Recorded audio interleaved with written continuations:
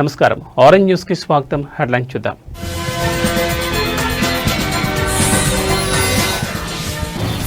Formula ఈ race కేసులో ACB దూకుడు. 9 నెలల విచారణ తర్వాత ఏసీబీ కీలక నివేదిక ప్రభుత్వానికి సమర్పణ.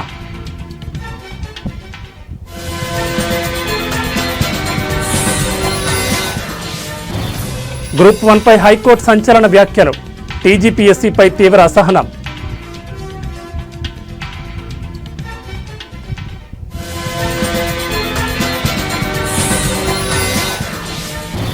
ప్రభుత్వ కార్యాలయాల్లో పవన్ ఫోటో ఏర్పాటుపై ఏపీ హైకోర్టులో పిటిషన్ కొట్టివేస్తూ హైకోర్టు ధర్మాసనం తీర్పు.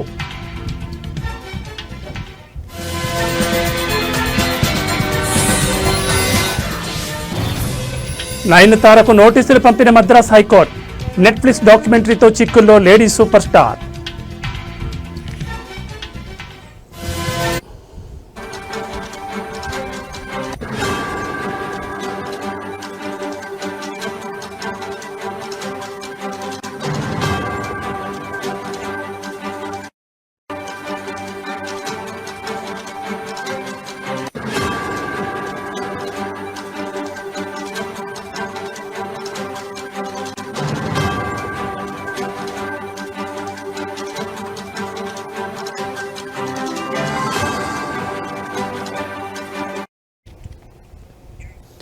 బులెటిన్లో బ్రేకింగ్ న్యూస్ చూస్తున్నాం. ఫార్ములా ఈ కార్ రేసుకు సంబంధించిన కేసులో తెలంగాణ ఏసీబీ దర్యాప్తు వేగవంతం చేసింది.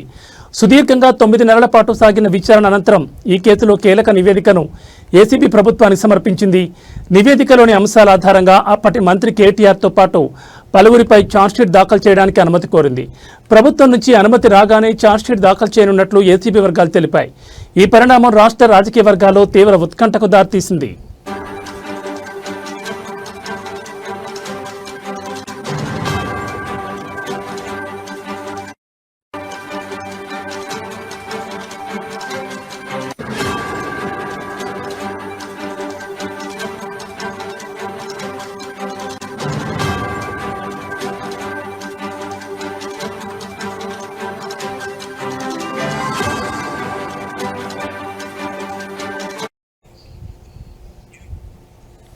ఈ కేసులో ఏసీబీ అప్పటి ఐటీ పురపాలక శాఖ మంత్రి కేటీఆర్ను ఇప్పటికే 4 సార్లు విచారించింది. అలాగే ఐఏఎస్ అధికారి అరవింద్ కుమార్ను 5 సార్లు విచారించి వారి స్టేట్మెంట్లను రికార్డ్ చేసింది. వీరితో పాటు జీఎల్ఎన్ రెడ్డి, కిరణ్ రావు, ఫార్ములా ఈ ఆర్గనైజర్లను కూడా విచారించినట్లు ఏసీబీ నివేదికలో పేర్కొంది. ఏసీబీ విచారణలో ఫార్ములా ఈ రేస్ నిర్వహణలో ఫిట్ ప్రో కో ఎవరో ఒకరు ఏదో ఇస్తే దానికి ప్రతిఫలంగా మరొకరు వారికి ఏదో ఇవ్వడం జరిగిందని నిర్ధారించినట్లు సమాచారం. ఈ రేసుకు స్పాన్సర్గా ఉన్న కంపెనీ అప్పటి అధికార పార్టీకి 44 కోట్ల విలువైన ఎలక్టోరల్ బాండ్లను చెల్లించినట్లు ఏసీబీ గుర్తించింది.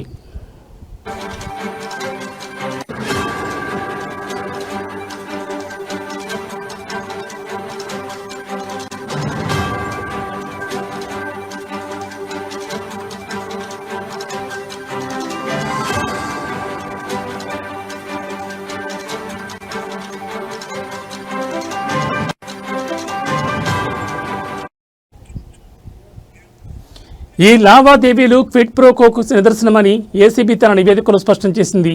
ఏసీబీ తమ నివేదికను ఇప్పటికే ప్రభుత్వానికి అందజేసింది. ఈ నివేదికపై అడ్వకేట్ జనరల్తో న్యాయ సలహా తీసుకున్న ప్రభుత్వం త్వరలో దీనిపై ఒక నిర్ణయం తీసుకోనుంది. ప్రభుత్వం నుంచి అనుమతి రాగానే కేటీఆర్, అరవింద్ కుమార్ సహా నిందితులపై ఏసీబీ ఛార్జ్షీట్ దాఖలు చేస్తుంది. ఈ కేసులో కఠిన చర్యలకు ప్రభుత్వం సిద్ధంగా ఉన్నట్లు తెలుస్తోంది.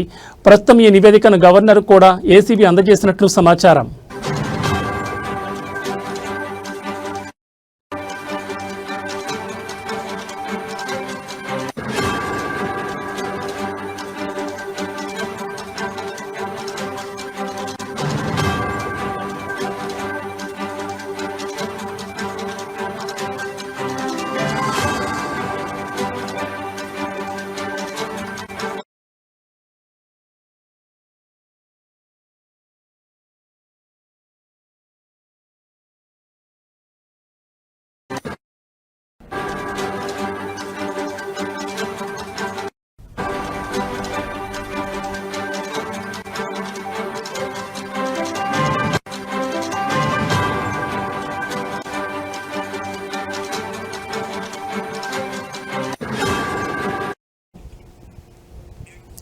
బులెటిన్లో మరో బ్రేకింగ్ న్యూస్ చూస్తున్నాం. హైకోర్టు తాజాగా ఇచ్చిన 222 పేజీల తీర్పు తెలంగాణ రాష్ట్ర పబ్లిక్ సర్వీస్ కమిషన్ పనితీరుపై తీవ్ర ఆక్షేపణ చేసింది. గ్రూప్ 1 మెయిన్స్ పరీక్షల నిర్వహణలో పారదర్శకత లోపించిందని కోర్టు స్పష్టం చేసింది. ఇప్పటికే 2 సార్లు గ్రూప్ 1 పరీక్షలు రద్దయిన టీజీపీఎస్సీ తన పనితీరులో మార్పు తీసుకురాలేదని హైకోర్టు అసంతృప్తిని వ్యక్తం చేసింది. గత అనుభవాలను పరిగణలోకి తీసుకుని జాగ్రత్తగా వ్యవహరించాల్సి ఉండగా మళ్లీ నిర్లక్ష్యంతో ముందుకు సాగిందని కోర్టు విమర్శించింది.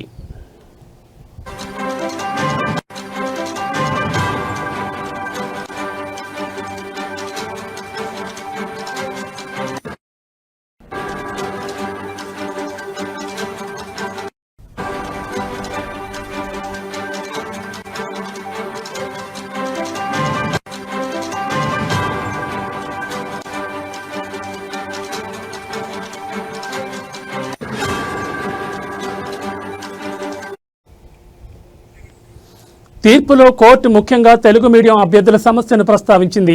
ఇంగ్లీష్ మీడియం అభ్యర్థులలో 89.9% మంది సెలెక్ట్ అవ్వగా తెలుగు మీడియం అభ్యర్థులలో కేవలం 9.95% మాత్రమే ఎంపిక కావడం తీవ్రమైన అనుమానతాన్ని పేర్కొంది. తెలుగు మీడియం విద్యార్థులు బాగా రాయలేదని నమ్మకం లేకపోతే రీవాల్యుయేషన్ ఎందుకు అడుగుతున్నారో అని కోర్టు ప్రశ్నించింది. ఆన్సర్ షీట్ల మూల్యాంకనంలో సరైన విధానాన్ని పాటించలేదని హైకోర్టు తేల్చి చెప్పింది. ఈ అంశంపై టీజీపీఎస్సీ ఇచ్చిన సమాధానంపైన తీవ్ర అసహనం వ్యక్తం చేసింది.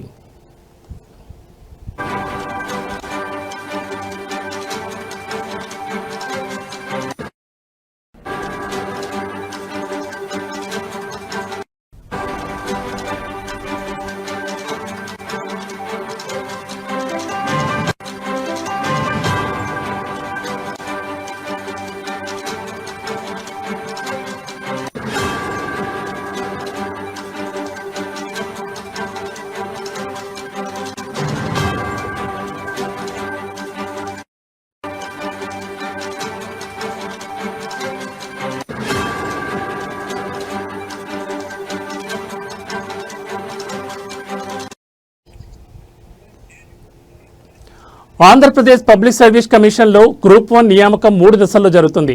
ప్రిలిమ్స్, మెయిన్స్, ఇంటర్వ్యూ కానీ తెలంగాణలో మాత్రం కేవలం ప్రిలిమ్స్, మెయిన్స్ మాత్రమే ఉన్నాయని కోర్టు వ్యాఖ్యానించింది. అలాగే 2 సెంటర్లలో పరీక్ష రాసిన 71 మంది మహిళా అభ్యర్థులు ఎంపిక కావడం ఎలా సాధ్యమైందని కోర్టు ప్రశ్నించింది. ఈ అంశంలో కూడా టీజీపీఎస్సీ నిర్లక్ష్యం స్పష్టమైందని పేర్కొంది. రోజుకు 12 గంటలు కోచింగ్ సెంటర్లలో శ్రమిస్తున్న యువతను టీజీపీఎస్సీ నిర్లక్ష్యం తీవ్రంగా నష్టపరిచిందని హైకోర్టు వ్యాఖ్యానించింది. నిరుద్యోగుల భవిష్యత్ ప్రమాదంలో పడేలా పరీక్షలు నిర్వహించకూడదని కోర్టు స్పష్టం చేసింది.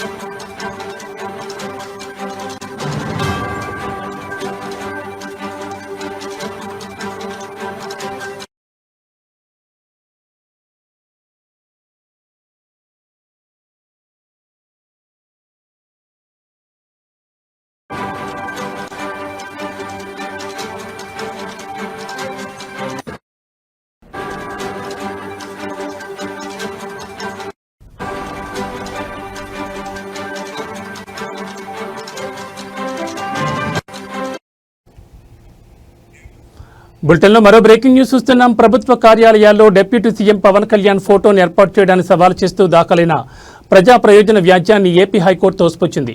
ఈ పిటిషన్ రాజకీయ దురుద్దేశంతో వేసినట్లుగా ఉందని అభిప్రాయపడిన న్యాయస్థానం దాన్ని కొట్టివేస్తున్నట్లు బుధవారం స్పష్టం చేసింది. డిప్యూటీ సీఎం ఫోటో పెట్టకూడదని చెప్పేందుకు చట్టపరమైన నిబంధనలు ఎక్కడున్నాయని ఈ సందర్భంగా ధర్మాసనం పిటిషనర్ను ప్రశ్నించింది.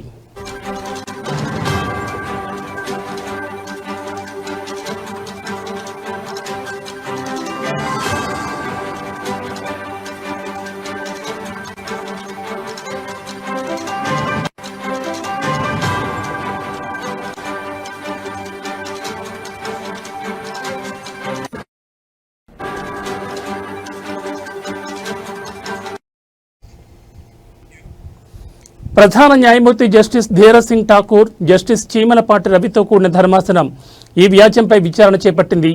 ప్రభుత్వ కార్యాలయాల్లో పవన్ కళ్యాణ్ ఫోటో ప్రదర్శనకు చట్టబద్ధమైన అనుమతులు లేవని, దీనిపై ప్రభుత్వం ఒక స్పష్టమైన విధానం రూపొందించే వరకు ఆ ఫోటోలను తొలగించేలా ఆదేశాలు ఇవ్వాలని రైల్వే విశ్రాంత ఉద్యోగి వైకొండరావు ఈ పిటిషన్ దాఖలు చేశారు. ఇందులో సాధారణ పరిపాలనా శాఖ ముఖ్య కార్యదర్శితో పాటు పవన్ కళ్యాణ్ కూడా వ్యక్తిగత హోదాలో ప్రతివాదిగా చేర్చారు.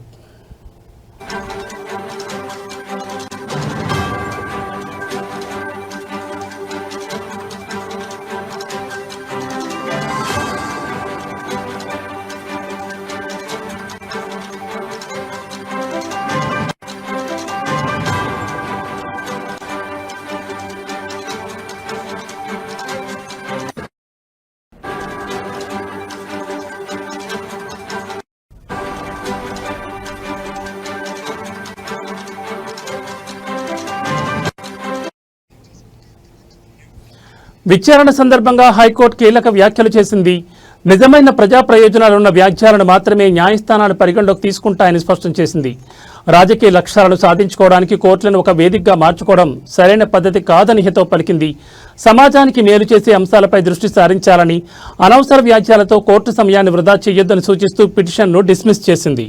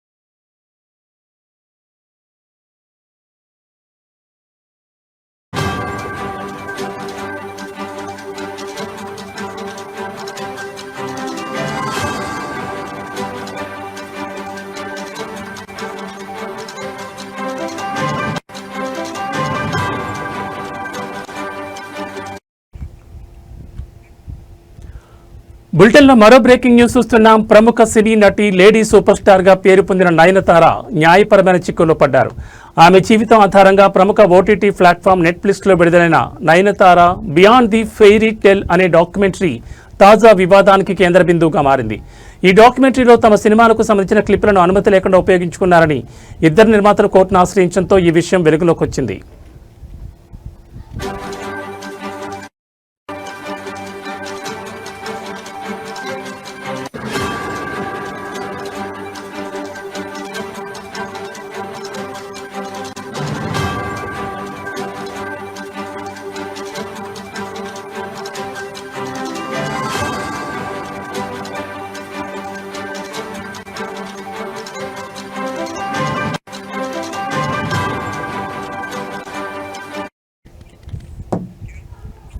ఈ డాక్యుమెంటరీలో చంద్రముఖి సినిమాకు సంబంధించిన కొన్ని క్లిప్పులను నాన్ రౌడీ ధాన్ చిత్రానికి చెందిన తెర వెనుక ఫుటేజీని తమ అనుమతి లేకుండా ఉపయోగించుకున్నారని ఆయా చిత్రాల నిర్మాతలు ఆరోపిస్తున్నారు.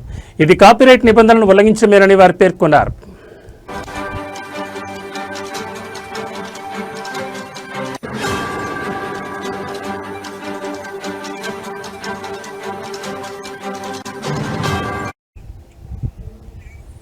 దీంతో చంద్రముఖి నిర్మాత, AP international non rowdy Dhaan నిర్మాత అయిన నటుడు ధనుష్కు చెందిన నిర్మాణ సంస్థ కలిసి మద్రాస్ హైకోర్టులో పిటిషన్ దాఖలు చేశాయి.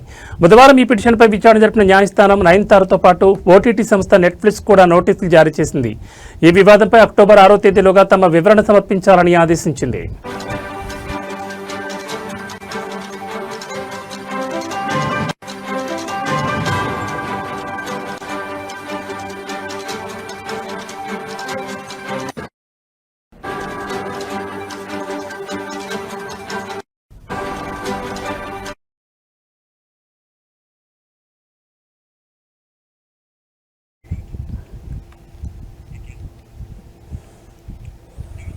వరంగల్ ఉమ్మడి జిల్లాలో యూరియా కొరత రైతన్నలకు పడరాని పాట్లు తెచ్చిపెడుతోంది. ఖరీఫ్ సీజన్లో పంటల సాగు విస్తీర్ణం పెరిగినా దానికి తగినంత యూరియా సరఫరా లేకపోవడంతో రైతులు తీవ్ర ఇబ్బందులు పడుతున్నారు.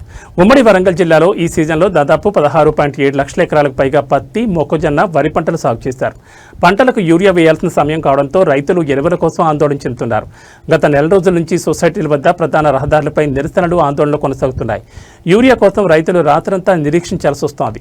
ఉదయం లైన్లలో నిలబడినా యూరియా దొరుకుతుందన్న గ్యారంటీ లేదు.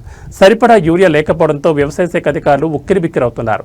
రైతులు తమ డిమాండ్లను వెంటనే పరిష్కరించాలని కోరుతున్నారు. సరైన సమయంలో యూరియా అందకపోతే పంట దిగుబడిపై తీవ్ర ప్రభావం చూపుతుందని రైతులు ఆవేదన వ్యక్తం చేస్తున్నారు. ప్రభుత్వం ఈ సమస్యపై తక్షణమే దృష్టి సారించి యూరియా సరఫరాను పెంచాలని వారు డిమాండ్ చేస్తున్నారు. రైతుకు ఫోన్ లేదు, అత్తు లేదు, పిండి బస్తాలు అత్తు లేదు, దొరకలేదు. నిన్న మర్ర కొట్టిళ్ళు, ఇది రాదు రేపు రాబో అది రకం అన్నారు. ఈ సవి ఇది కాదు వెళ్ళిపోయినా మళ్ళీ వచ్చిన 6 గంటలు వచ్చిన ఎన్ని కడితే ఒక్క బత్త రాలేదు. మాకు ఒక్క బత్త రాలేదు సార్. అవినీతికి వ్యతిరేకంగా పోరాడి తమ నిరసనతో ఏకంగా ఒక దేశ ప్రధాని పదవి నుంచి దిగిపోయేలా చేసిన నేపాల్ యువత ప్రపంచానికి యూత్ పవర్ ఏంటో చాటి చెప్పారు.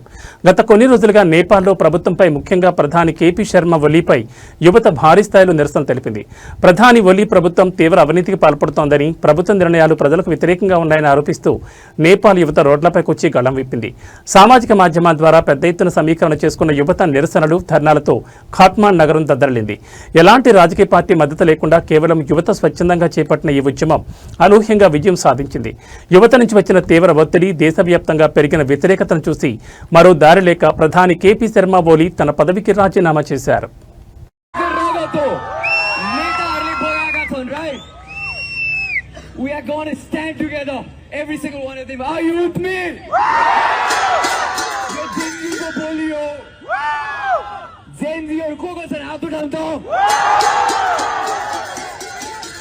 Once more, Gen Zs! रगत बगाएको छु राइट. यो रगतको आँसु एक दिन तिनीहरू भाँच्किनेहरू बुझ्छन्. Sorry for the language, I don't want to fucking curse हैन. ओइ नेपाल, आज म बोल्छु, Nepali सुन्छ. I can talk in English, I can talk in Nepali, whatever the everyone listen. छातीमा गोली खाएको छु.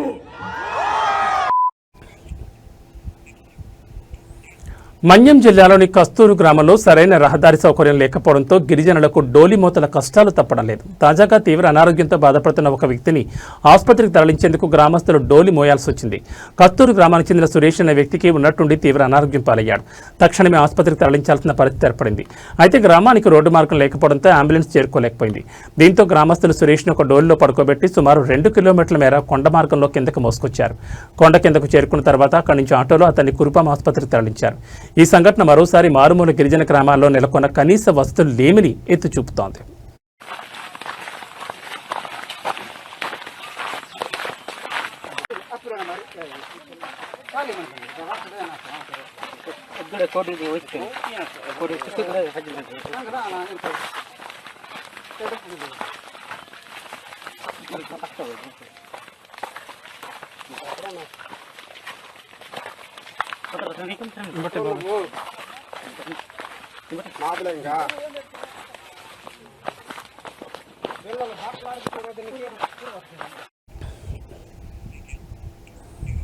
రైతుల సమస్యల పరిష్కారం కోసం వైఎస్ఆర్ కాంగ్రెస్ పార్టీ చేపట్టిన అన్నదాత పోరు కార్యక్రమం పెద్దాపురంలో అనూహ్య విజయం సాధించింది. పెద్దాపురం నియోజకవర్గ ఇన్ఛార్జ్ దౌలూరు దర్బాబ్ ఆధ్వర్యంలో జరిగిన ఈ భారీ నిరసన కార్యక్రమం కూటమి నాయకుల్లో గుబురు పుట్టించిందని రాజకీయ వర్గాల్లో చర్చ జరుగుతోంది. పెద్దాపురంలోని ఆర్డీఓ కార్యాలయం వరకు వైఎస్ఆర్సీపీ శ్రేణులు, రైతులు భారీ ఊరేగింపుగా వెళ్లారు. ఈ కార్యక్రమంలో జిల్లా వైఎస్ఆర్సీపీ అధ్యక్షుడు దాడిశెట్టి రాజా, జగ్గంపేట, ప్రతిపాడు నియోజకవర్గాల నాయకులు, పార్టీ కార్యకర్తలు పెద్ద సంఖ్యలో పాల్గొన్నారు. నిరసనకారుల సంఖ్య చూసి అందరూ ఆశ్చర్యపోయారు. ప్రభుత్వం రైతులను పట్టించుకోవడం లేదని, వారి సమస్యను పరిష్కరించడంలో పూర్తిగా విఫలమైందని నాయకులు ఆరోపించారు.